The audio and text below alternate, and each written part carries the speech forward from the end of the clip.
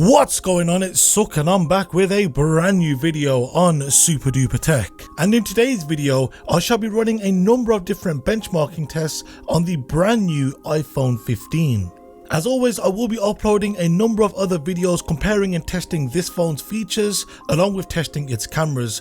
Once those videos have been uploaded, I will leave them linked down below in this video's description. Also, we are on the road to 5,000 subscribers, so if you are new around here, then I must ask you to hit the subscribe button, clicking the bell icon to be notified of when a new video goes live. But without any further ado, let's hit the titles.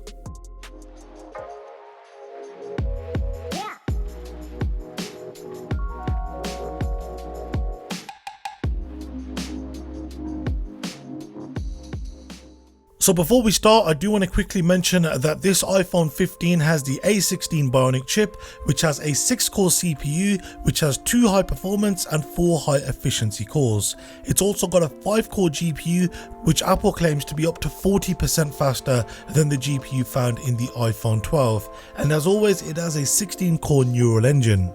So the first test which I ran on this iPhone 15 was Geekbench 6. And Geekbench is designed to run several different tests and algorithms. It then gives a score for a single high performance CPU core along with testing its multi-core performance. Now for this test, I got a single core score of 2,618 and a multi-core score of 6,631. The next test I ran was once again from Geekbench 6, but this time from their compute lineup of tests, which is designed to test the GPU's performance of the A16 Bionic. So when running this test, I got a score of 23,022. The next lineup of tests which I ran on the iPhone 15 were once again from Geekbench, but this time from their machine learning set of tests found in Geekbench ML. Now these are designed to run on the CPU, GPU along with the core ML portion of the A16 being the neural engine. So for this test, I got a CPU score of 1,117. And when testing how well the GPU performed, I got a score of 2,194, and finally when using the neural engine, I got a score of 3,295. The next test I ran was a graphics test from GFX Bench Metal. Now GFX Bench runs a number of different tests which range from higher and lower levels of intensity, and in the interest of saving some time, I have calculated the average for both categories. So for the higher level tasks, I got an average frame rate of 91.26 frames per second, and for the lower intensive tasks, I got a frame rate of 171.47 frames per second. I then ran some network speed tests. Now whilst testing over Wi-Fi, I got a download speed of 445 megabits per second and an upload speed of 93.1 megabits per second. I also wanted to see how the 5G performance of this iPhone would compare.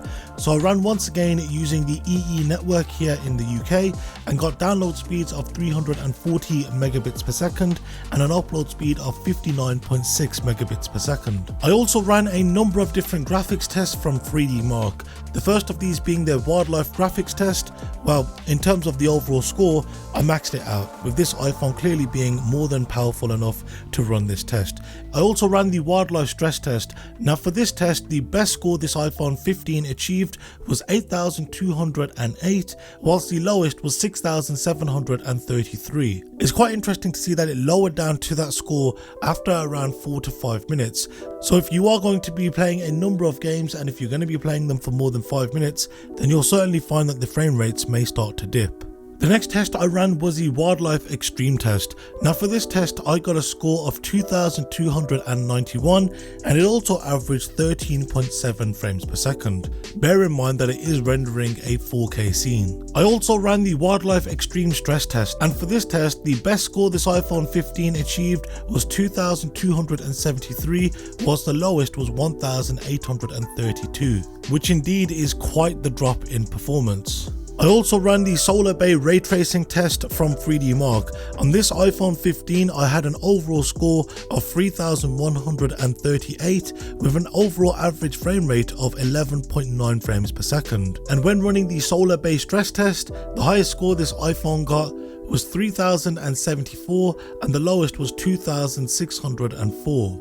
The next graphics test which I ran this time came from Antutu, and this test is designed to run several different graphics tests, and based on how they perform, it will then grade the device with a score. So for the iPhone 15, I got a score of 1,329,172. Also from Antutu, I ran their HTML browser benchmark, and for this test I got a score of 68,911. And the final test I ran from Antutu was their storage speed test, and for this test I got a score of 52,076. Now you may want to pause the video right about now so you're able to have a look at each of the read and write speeds for both the storage and the RAM. The next test I ran was the Jazz disk speed test. Now, and this is once again designed to test how fast both the storage and the RAM is in this iPhone.